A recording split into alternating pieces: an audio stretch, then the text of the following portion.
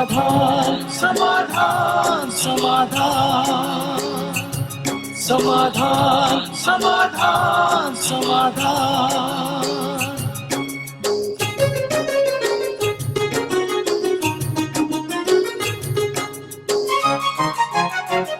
समस्या से उभरना अगर चाहे इंसान, स्वयं के संग सर्व का वो दिल से करे सम्मान।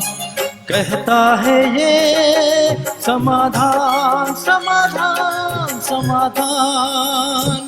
समस्या से उभरना अगर चाहे इंसान, स्वयं के संग सर्व का वो दिल से करे सम्मान। कहता है ये समाधान समाधान समाधान समाधान समाधान समाधान।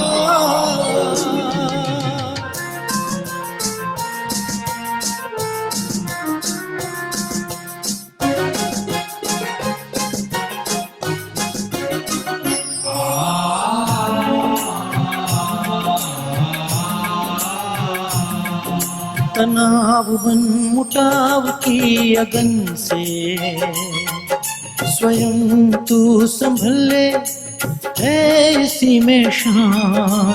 दूरिया दरारे मिटाए मन से, जीवन बन जाएगा खुशियों की खान खुशियों की खान। कहता है ये समाधान समाधान समाधान। नमस्कार, स्वागत है आपका एक बार पुनः समाधान में। मित्रों, समाधान में अभी हम चर्चा कर रहे हैं विद्यार्थियों की विभिन्न समस्याओं पर। और पिछली बार हम चर्चा कर रहे थे कि किस प्रकार विद्यार्थी वर्ग अपनी आंतरिक शक्तियों का विकास कर सकता है, और इस पे चर्चा विशेष चल रही थी कि कौन सी ऐसी वजहें हैं, कारण हैं, जिनके कारण उसके अंतर मन में जो शक्तियां हैं वो नष्ट हो रही हैं, उसका जो आत्मविश्वास है वो नष्ट हो रहा है। तो चर्चा में ये बातें आई थी कि किस प्रकार से वो एडिक्शन में, किस प्रकार से वो अन्य बुरी चीज़ों में चला जाता है, तो उसका आत्मविश्वास डामाडोल होने लगता है। साथियों की भी कई बार बातें होती हैं कि साथी उसके अंदर डाउट पैदा कर देते हैं कि शायद तुम ये कार्य नहीं कर पाओगे, तो इस कारण भी उसका आत्मविश्वास हिल जाता है। लेकिन एक विशेष जो चर्चा चल रही थी, जहां भ्राता जी ने हम लोगों को लाकर छोड़ा था कि पवित्रता की बात, ये कहा गया है हमारे यहाँ शास्त्रों में भी कि 4 आश्रम हैं, जिनमें से प्रथम आश्रम ब्रह्मचर्य आश्रम है, और इसमें रह करके विद्यार्थी को विद्यार्जन करना चाहिए। लेकिन आज वातावरण ऐसा है कि कहीं ना कहीं विद्यार्थियों के मन में इम्प्योरिटी की बात या अपवित्रता की बात आ जाती है, जिसके कारण से उसकी आंतरिक शक्तियां भी नष्ट हो रही हैं और वो एकाग्र भी नहीं हो पा रहा है। हम चाहेंगे कि इस विषय को ही भ्राता जी के साथ आगे बढ़ाएं। तो भ्राता जी हमारे साथ हैं, हम सब मिलकर के भ्राता जी का स्वागत करते हैं। भ्राता जी आपका बहुत बहुत बहुत स्वागत है। कल भ्राता जी जो एक विशेष चर्चा हमारी चल रही थी, प्यूरिटी की बात, ब्रह्मचर्य की बात, और एक विशेष नोट पे हमने छोड़ा था कि चारों तरफ का ऐसा वातावरण है कि न चाहते हुए भी विद्यार्थियों के मन में वो घर कर जाता है। तो कैसे वो इससे अपने आप को बचाए? हाँ, बिल्कुल।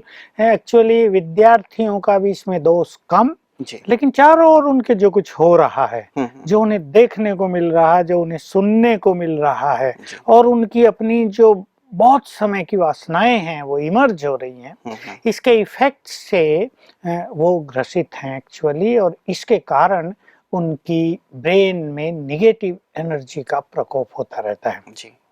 मैं फिर से इसी को केंद्रित करता हूँ कि विद्यार्थी को अपने ब्रेन को बहुत फ्रेश, बहुत एनर्जेटिक, बहुत एक्टिव रखना है। तो उसके लिए हम बात कर रहे थे कि प्योरिटी का बल बहुत बड़ा बल है। हमारे सामने बिल्कुल वर्तमान युग के युग पुरुष स्वामी विवेकानंद जो विश्वविख्यात हुए, जिन्होंने एक्चुअली मैं कहूँगा संसार में, हमारे भारत देश में एजुकेशन का बहुत प्रचार प्रसार किया जी।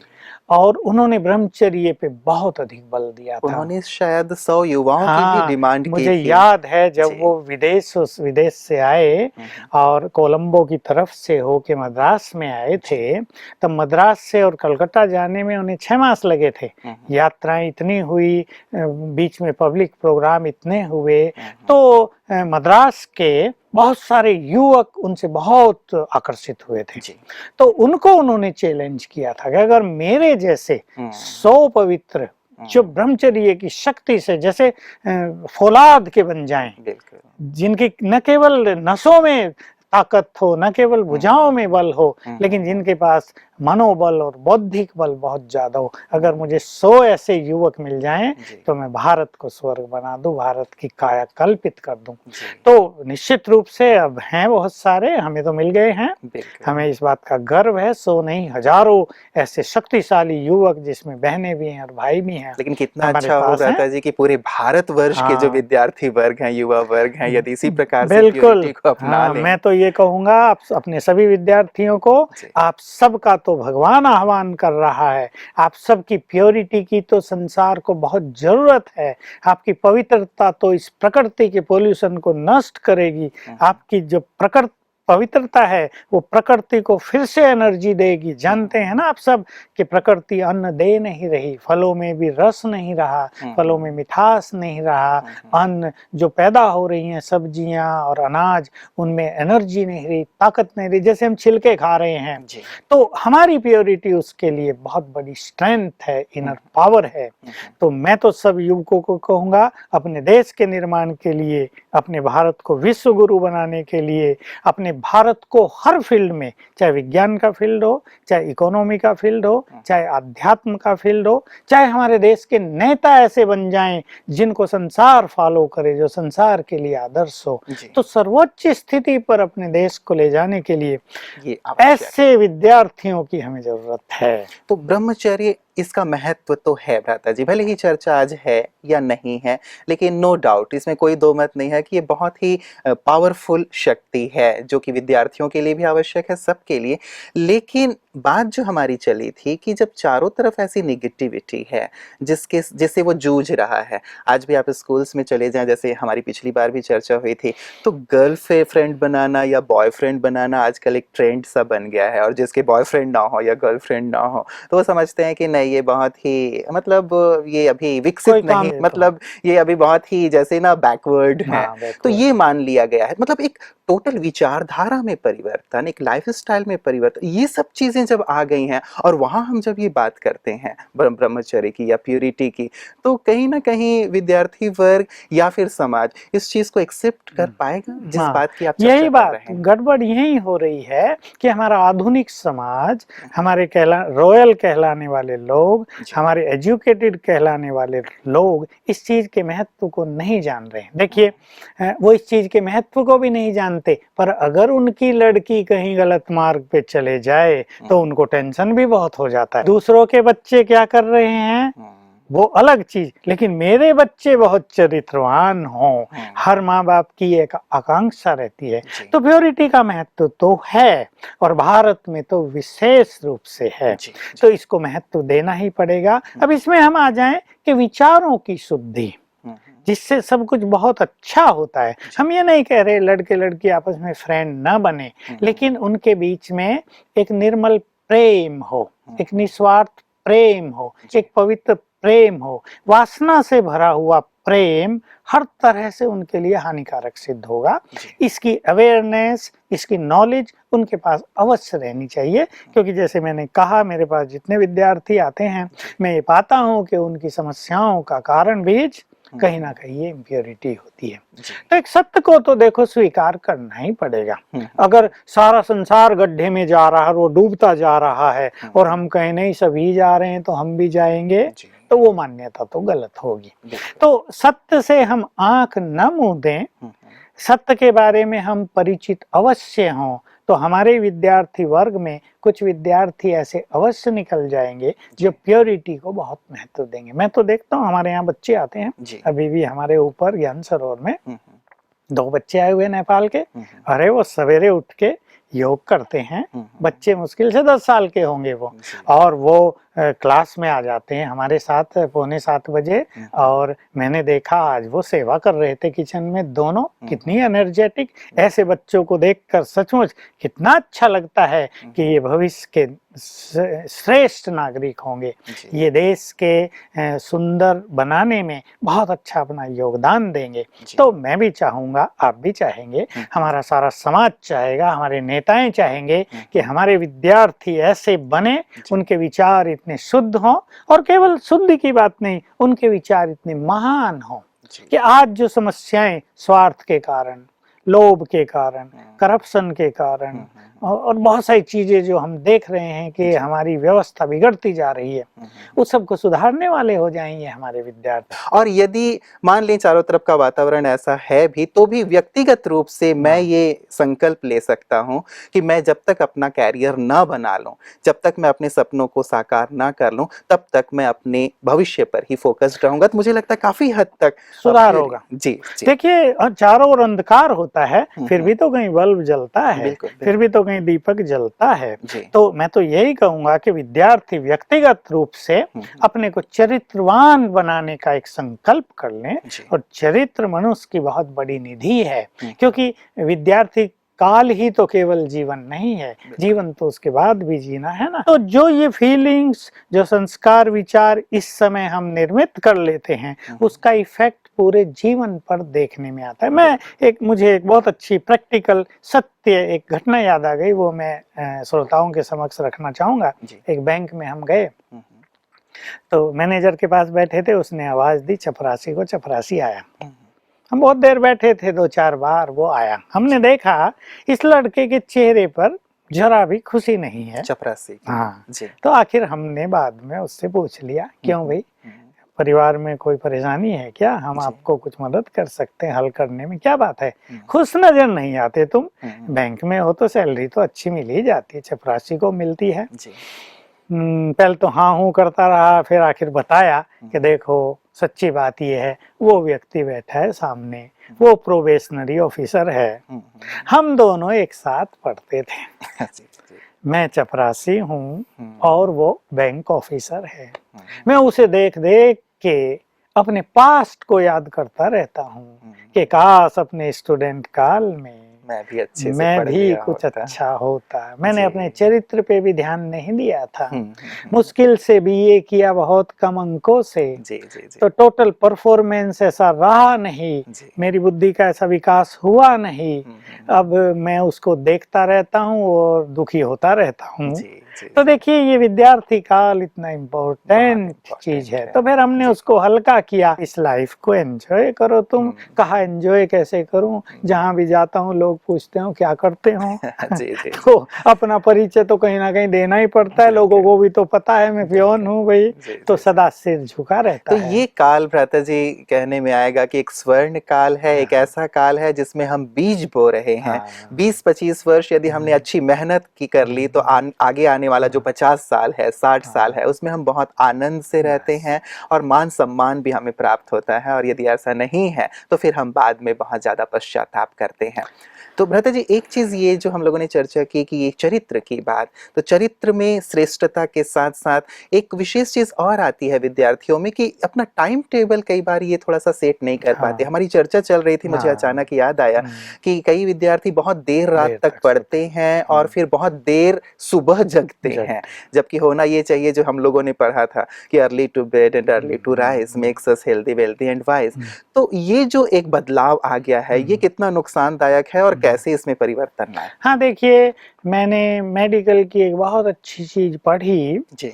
तो नींद का जो हमारा समय है वो हमारे देह को और हमारे ब्रेन को एनर्जी देता है, और उसमें भी ये जो 12 बजे के आसपास के आवर्स हैं, इसमें हमें बहुत गहरी अच्छी नींद आती है, और उसमें हमारा देह भी हेल्दी हो जाता है और ब्रेन भी। बच्चों को रुचि भी होती है कि भाई जो चीज पढ़ रहे हैं उसको कंप्लीट करके ही हम सोएंगे, और रुचि भी बनी रहती है। मैं ये नहीं कहूँगा कि उनको इसमें इंटरेस्ट नहीं रहता, वो लेबोरियस रहते हैं या कोई प्रेशर ही होता है, तो वो पढ़ते रहते हैं 3 बजे तक, 4 बजे तक, 5 बजे तक पढ़ा, उनको आनंद भी आएगा और फिर सो जाएंगे। बिल्कुल।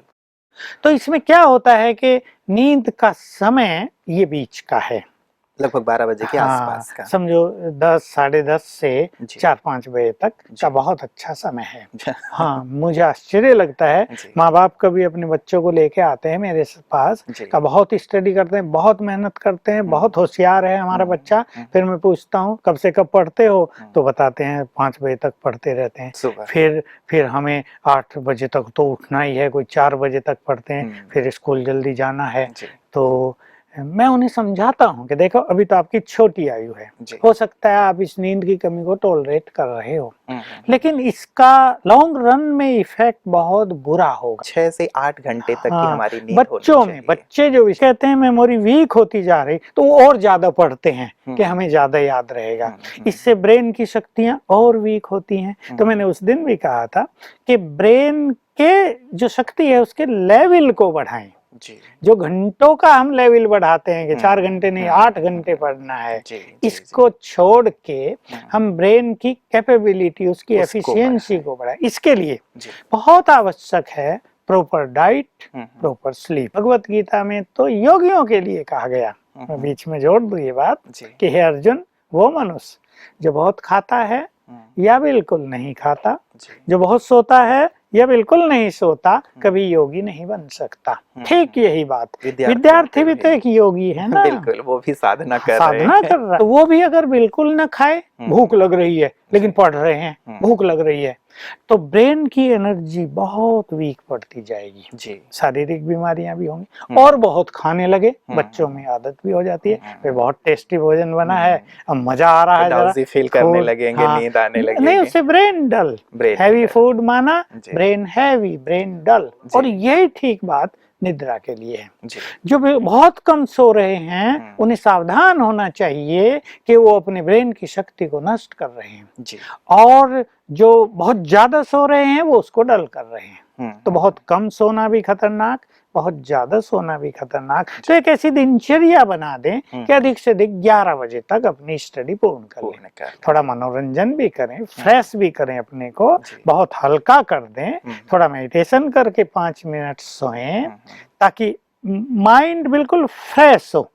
थके हुए माइंड से सोना कभी भी विद्यार्थी के लिए अच्छा नहीं है। फिर नींद अच्छी करें, 7 घंटे करें, फिर फ्रेश उठें और फिर सोच आदि जाएं, अपने को बहुत अच्छा फ्रेश करें। तो ये जो आपने कहावत कही थी, early to bed early to rise, ये उल्टी हो गई ना, late to bed late to rise. And मैं जोड़ूंगा, makes a man unhealthy, unhappy and unwise. मतलब इतनी सारी जो समस्याएं हैं उसका कारण कहीं ना कहीं ये एक मूल कारण हो रहा है। देखिए, मैंने आपको पहले ही कहा कि विद्यार्थियों को सवेरे उठ के कुछ अच्छे थॉट्स अपने सबकॉन्शियस माइंड में देने चाहिए। लेकिन जो विद्यार्थी उठ ही 10 बजे रहे हैं, सूरज उग गया है, धूप खिल गई है, मनुष्य का माइंड, उसका ब्रेन बहुत एक्टिव हो चुका है, उस टाइम सबकॉन्शियस माइंड तो एक्टिव रहा ही नहीं, वो तो सो गया।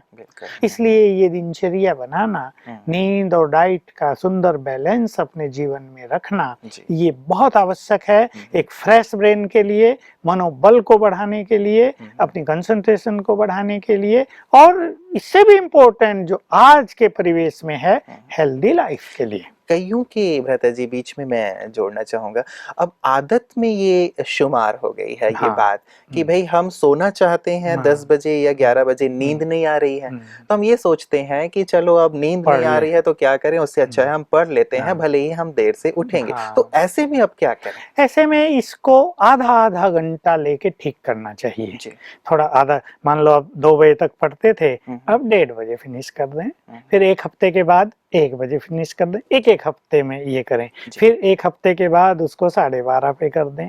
ऐसे धीरे धीरे ला के इस दिनचर्या को राइट कर लेना। ये भी प्रॉब्लम है भ्राता जी कि वो कहते हैं रात तक हमें कितनी भी देर तक पढ़ा लो, लेकिन सुबह जब वो उठ करके पढ़ने को कोई कहे तो उनको इतनी नींद आती है कि वो लुढ़क जाते हैं, मतलब उस समय पढ़ाई होती ही नहीं। बहुत प्रैक्टिकल आप ब्रेन की ब्लॉक की बात करते हैं कि ब्रेन में कोई ब्लॉकेज है, तो वो ऐसा फील करते हैं कि सुबह सुबह जैसे हमारा ब्रेन बिल्कुल काम नहीं करता और हम उस समय नहीं पढ़ सकते। तो ये क्या समस्या? नहीं, ये बात भी बिल्कुल ठीक है कि बहुतों को सवेरे के समय न तो पढ़ने का मूड होगा, न पढ़ने का उनका बिल्कुल मन करेगा और नींद का इफेक्ट भी बहुत ज्यादा रहेगा।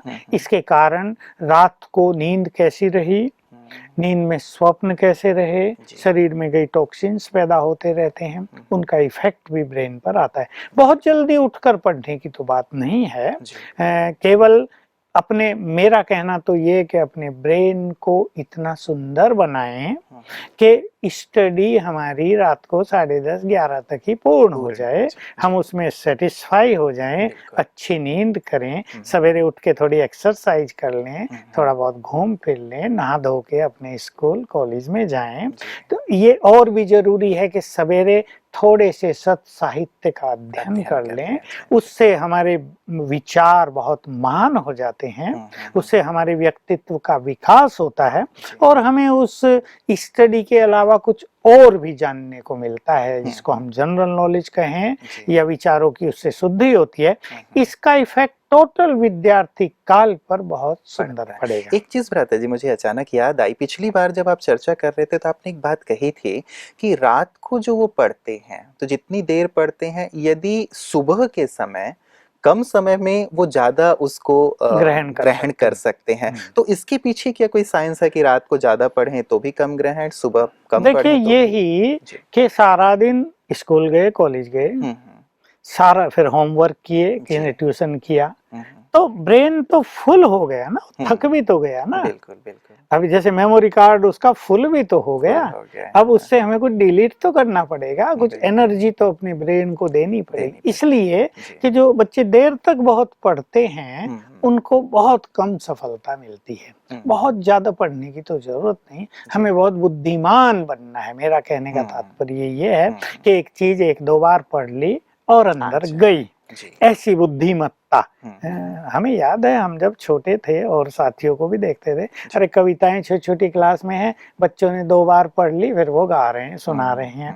तो टोटल अपने ब्रेन को, अपनी बुद्धि को क्लीन रखना, उसको एनर्जेटिक रखना, इसके लिए सवेरे थोड़ी एक्सरसाइज, थोड़े प्राणायाम भी बच्चे कर लिया करें, भले ही 10 मिनट, ताकि ब्रेन को बहुत अच्छी ऑक्सीजन चली जाए, उसकी मेमोरी बढ़ी चढ़ी रहे, इसकी बहुत आवश्यकता। तो ऐसी एक सारे दिन की अपनी दिनचर्या को भी भ्राता जी वो ऐसा सेट कर सकते हैं कि जो रात को वो स्टडी करते हैं उसी को दिन में कोई ऐसा समय भी निकाल के यदि सेट कर लिया जाए तो वो इतना जो बर्डन हो जाता है पढ़ाई का वो नहीं होगा। तो संभव है कि ये जो नींद वाली बात है वो ठीक हो जाए। इसमें मैं ये बात जोड़ दूं सभी के लिए कि ये जो प्रेशर रखते हैं ना, दबाव पढ़ाई का, चाहे वो टीचर की ओर से, चाहे कोई विशेष प्रिपरेशन चल रही हो।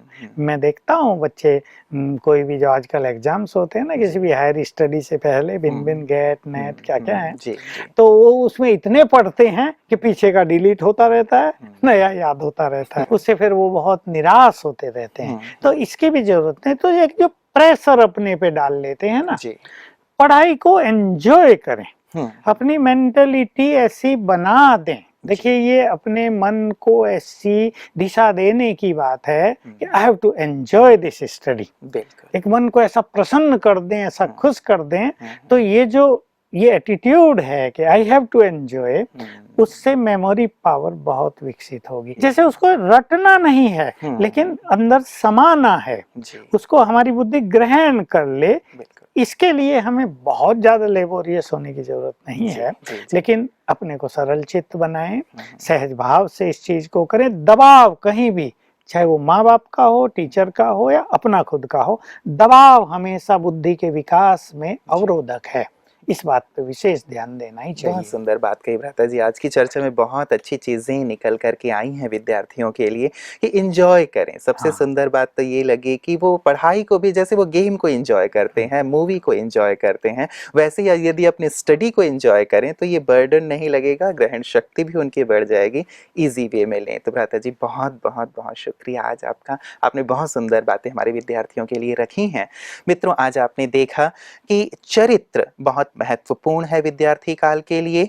हम अपने इस काल को सुंदर से सुंदर बिताएं और इस रूप में बिताएं कि हम अपने लक्ष्य पर फोकस्ड रहें, अपने सपनों को साकार करने के लिए सुंदर ढंग से मेहनत करें। और दूसरी बात, नींद की जो बात आई है, अच्छी नींद लें और अपनी पढ़ाई को पूरी तरह से एंजॉय करें। सरल भाव से, सहज भाव से अपने लक्ष्य की ओर बढ़ें। निश्चित रूप से ये समाधान जो भ्राता जी ने आज आपको दिए हैं, इस पर आप अमल करेंगे, ऐसा हमें पूरी आशा है, उम्मीद है, क्योंकि ये कार्यक्रम आपके अपने लिए है। और आपके जो विचार हैं, सुझाव हैं, वो भी आप हमें लिख करके भेज सकते हैं। उनका हम अपने इस कार्यक्रम में स्वागत करते हैं। आज के लिए इतना ही। घड़ी की सुइयां हमें कह रही हैं कि आज के इस कार्यक्रम को हम यहीं संपन्न करें, तो इजाजत दीजिए अपने मित्र रुपेश को। और दृढ़ मनोबल से कर दे तू पल भर में मुश्किलें आसान, कतनी समकरनी के पावन जल से स्वर्ग बन जाएगा सारा ये जहान, सारा ये जहान। कहता है ये समाधान समाधान।